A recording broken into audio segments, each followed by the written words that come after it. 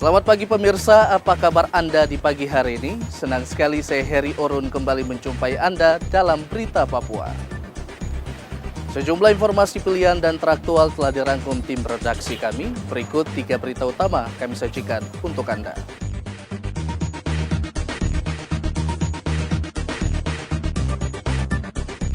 Sejumlah penerbangan di Bandara Deo Sorong terganggu karena cuaca buruk.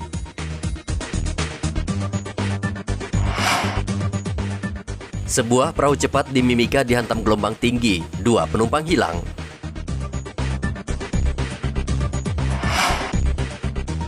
Kasus COVID-19 di Merauke terus melonjak.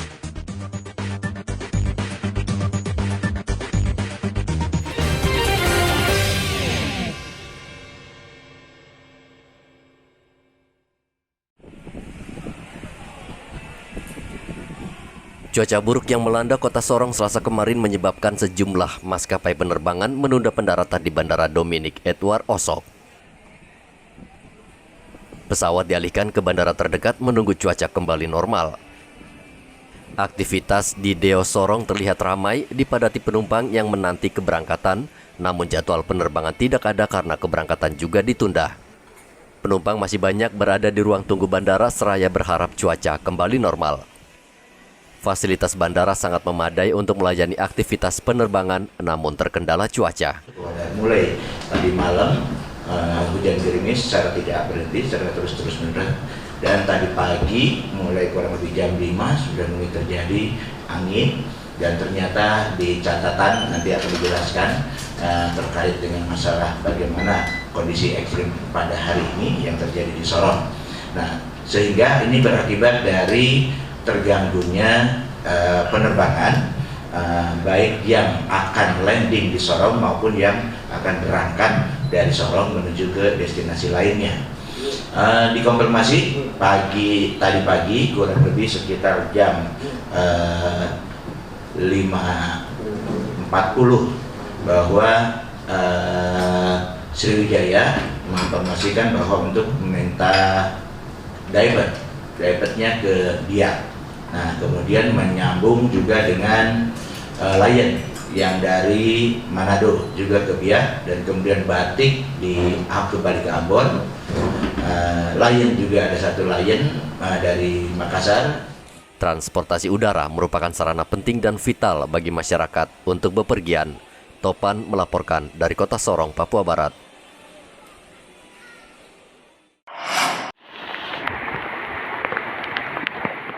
Belasan rumah di kota Jayapura terendam banjir akibat hujan deras yang mengguyur selama 6 jam sejak Selasa kemarin. Lokasi yang terparah yakni perumahan Darsuadoyo, Pasar Parasentani, Kampung Kehiran, Markas Yonif 751, dan sejumlah ruas jalan di kota Jayapura. Sejumlah warga terpaksa mengungsi ke rumah kerabat karena banjir cukup tinggi, sementara kaum pria memilih bertahan di rumah untuk menjaga harta benda milik mereka. Kepala Badan Meteorologi, Klimatologi, dan Geofisika Jayapura, Hendro Nugroho mengatakan, hujan deras yang terjadi di Jayapura akibat cuaca ekstrim yang diperkirakan masih akan terjadi hingga April mendatang. Ia menghimbau seluruh warga untuk tetap waspada mengantisipasi bencana hidrometeorologi.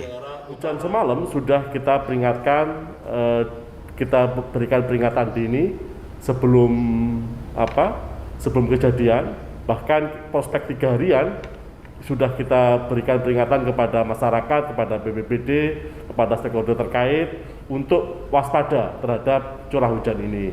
Curah hujannya sehari itu adalah ekstrim, ya. Dari yang terkena hujan lebat ini untuk waspada dan meningkatkan kepedulian terhadap lingkungannya. Curah hujan ini berlangsung sepekan atau cuma hari malam ini aja? Prediksi kami dari sisi klimatologi, perkiraan musim hujan ini sampai April 2022. Nah, perkiraan ini masyarakat sampai bulan April itu harus meningkatkan kewaspadaan, update informasi dari BMKG, kemudian mengamati genangan-genangan yang air-air yang sungai-sungai yang tergenang, dan itu harus selalu dilakukan. BMKG memperkirakan cuaca ekstrim masih akan terjadi di wilayah Papua dan meminta pemerintah daerah dan aparat TNI Polri untuk menyiagakan tim bencana dan tim kesehatan. Warga yang bermukim di aliran sungai dan lereng gunung diminta mewaspadai bencana hidrometeorologi, yakni banjir dan tanah longsor hingga kejadian serupa di Sentani tidak terulang. Hendra melaporkan dari Kota Jayapura, Papua.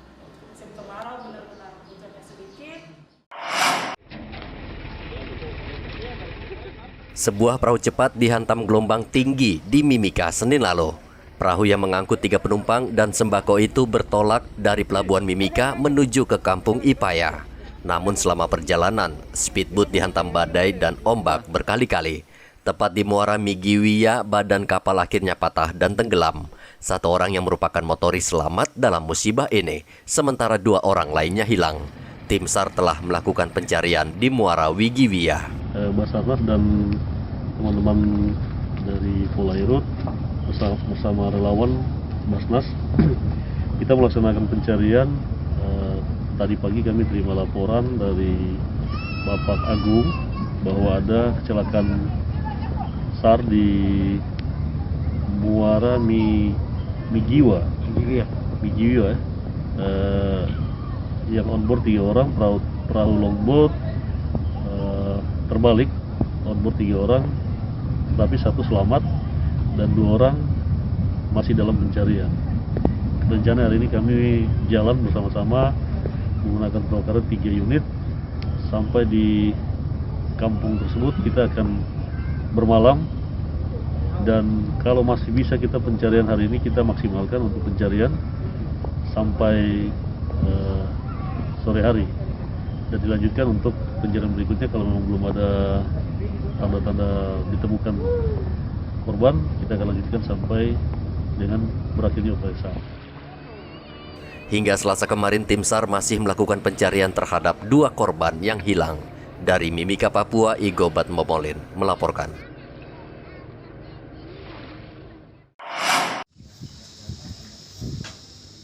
Kabel 42 roll atau sepanjang 1000 meter milik perusahaan listrik negara raib dari kontainer tempat penyimpanan material listrik di kompleks PLTD Kelapa Lima, Merauke, Senin lalu.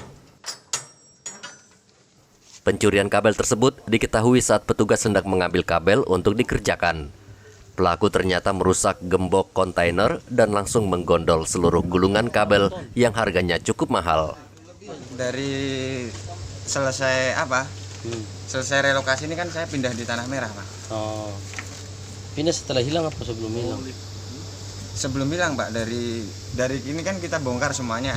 Kita menyimpan. Unit kita kan ada yang diinstal di Tanah Merah sana. Jadi saya tugasnya dipindah di Tanah Merah. Yang hilang apa aja, Mas, yang hilang tadi? Kabel saja, Pak. Berapa meter itu? Kalau hitungannya 1000 lebih, Pak. Kalau menurut hitungan perusahaan. Kalau untuk saya kan nggak ngukur satu-satu, Pak. Itu kiraan harganya berapa ratus juta itu? Berapa? 768.700.000 rupiah. Itu kabel bekas apa baru? Ini untuk harga barunya, Pak. Harga baru aja. Enggak, maksudnya yang diambil ini kabel bekas. Bekas tapi masih bisa dipakai, Pak. Masih bisa dipakai ya. Berapa banyak yang hilang? 42 roll itu. Oh, itu 42 roll ya? Iya. Tapi itu bekas dipakai ya? Iya, Pak. Itu kabel yang di mana biasanya dipakai itu, Mas? Ini dulu kita pakai di unit ini kan dari Nabire sama unit 1, 2. Dengan gitu. unitnya kan masih di sini. PLN memperkirakan kerugian yang diderita mencapai 700 juta rupiah sesuai harga kabel di pasaran. Kabel milik PLN sering menjadi sasaran pencurian. Kawanan pencuri tidak hanya menggondol dari gudang penyimpanan, terkadang mereka nekat memotong kabel tersebut hingga aliran listrik terputus. Muhammad Ridwan melaporkan dari Merauke, Papua. Oh, gembok lapis nyangkut di sini ya, ini ya. Iya toh? Kepolisian Merauke menetapkan seorang pemuda sebagai tersangka kasus pembunuhan seorang ABK di Kampung Tengah Samkai pada Rabu pekan lalu. Tersangka diketahui merupakan kawan korban yang saat kejadian sama-sama sedang berpesta minuman keras di salah satu rumah kos. Tersangka mengaku kesal pada ulah korban yang mabuk tidak terkendali. Pelaku lalu menganiaya korban hingga meninggal dunia. Dari berapa yang diperiksa kemudian temannya itu? Dari 5 orang yang diperiksa termasuk 1 orang pelaku. Jadi semua 5 orang yang udah diperiksa, 1 termasuk tersangka. Tersangka. Inisialnya siapa, Pak Kasat? Inisialnya A. Pengakuannya seperti apa, Pak Kasat, waktu dia? Waktu itu kan dalam kondisi tidak terkendali semua kan, orang mabuk, habis pulang mabuk. Jadi begitu. Kemudian baku dorong. 1 orang karena pakai kayu kena bagian dada. Gitu. Sehingga kena dada jatuh. Besok pagi baru ketahuan meninggal. Dia ribut-ributan kecil gitu habis mabuk. Di dalam tahanan Polresek dikenakan pasal 351 ayat 3.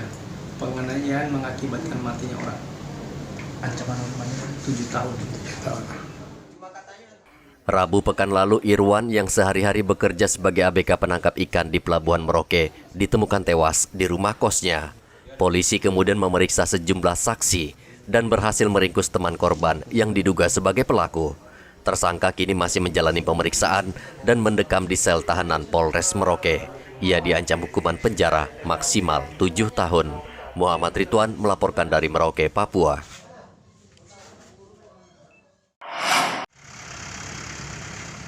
Sampah warga rumah tangga yang menggunung setiap hari mencapai 50 ton membuat Dinas Lingkungan Hidup cukup kewalahan menanganinya.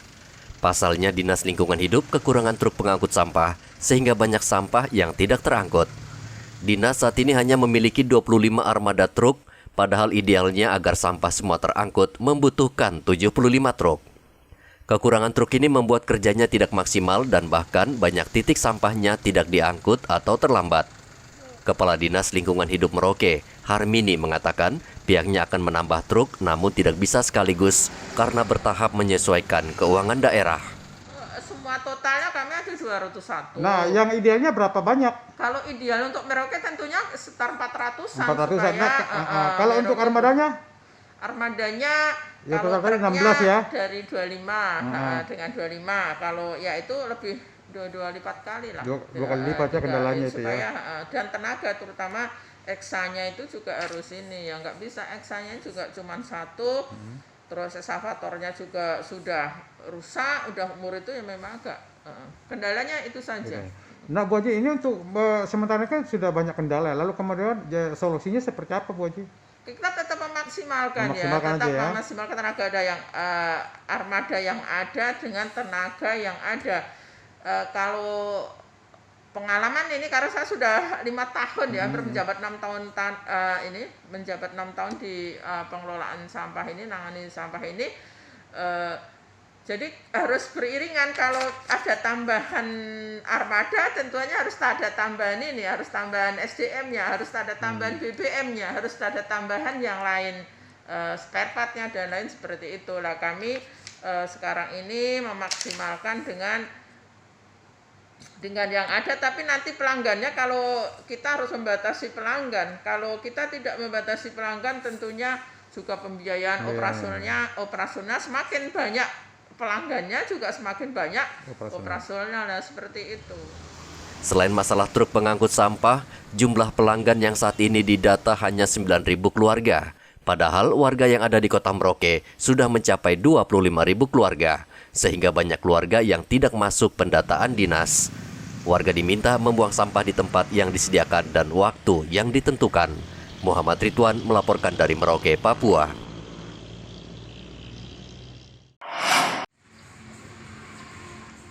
Kasus COVID-19 di Merauke terus melonjak dipicu varian Omikron yang sudah masuk ke wilayah Merauke.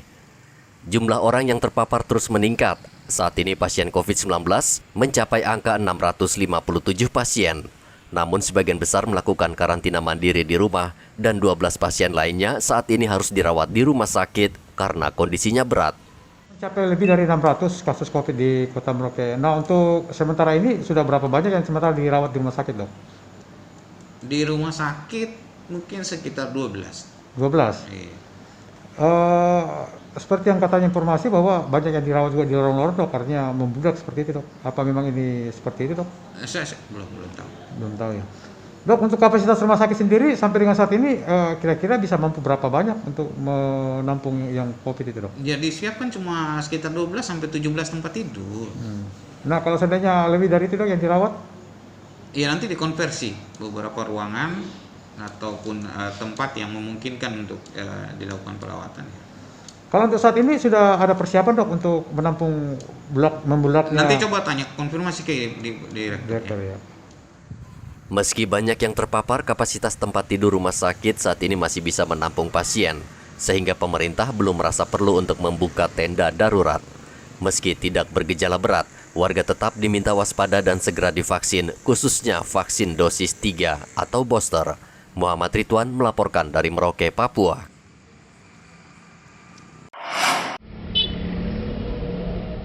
Di tengah pandemi, banyak usaha yang terpukul dan gulung tikar. Apalagi usaha kecil dengan modal yang pas-pasan. Namun, pandemi ternyata membawa berkah tersendiri, khususnya bagi penjual masker. Bisa dimaklumi karena saat ini hampir setiap orang membutuhkan masker tanpa peduli merek apapun. Para penjual masker di Mimika misalnya, banyak yang meraup untung. Namun bila dibanding tahun lalu, tahun ini keuntungannya tidak seperti tahun lalu ketika varian Delta merebak. Ari, salah satu pedagang masker, mengatakan saat ini masker sudah tidak terlalu banyak terjual dibanding tahun lalu atau saat COVID pertama kali merebak. Tetapi pembeli masih lumayan banyak, khususnya pegawai dan karyawan swasta saat pagi hari. Ari mengaku per hari ia bisa mendapat untung hingga Rp200.000 sejak jualan dari pukul 7 pagi hingga 2 siang. Dari waktu mulai COVID, pemasukan tidak sama dengan yang dulu. Misalnya, tapi itu semua tergantung dari segi.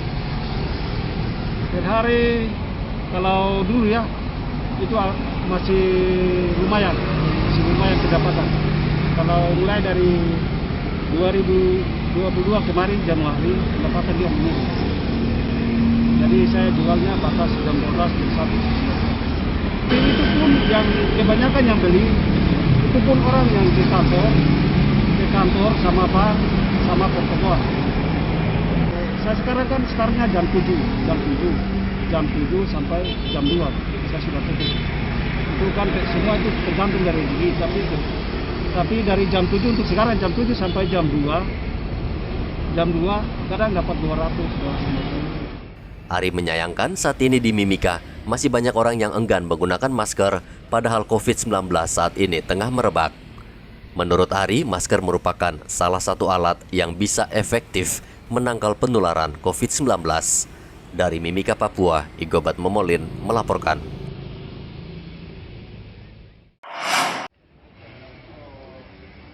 Ratusan Brimob asal Aceh yang tergabung dalam Satgas Amole 2 menerima suntikan vaksin dosis ketiga Selasa kemarin.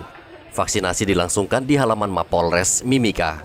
Vaksin dosis ketiga atau yang dikenal dengan vaksin booster sedang digalakkan pemerintah karena kasus COVID-19 di Mimika terus meningkat.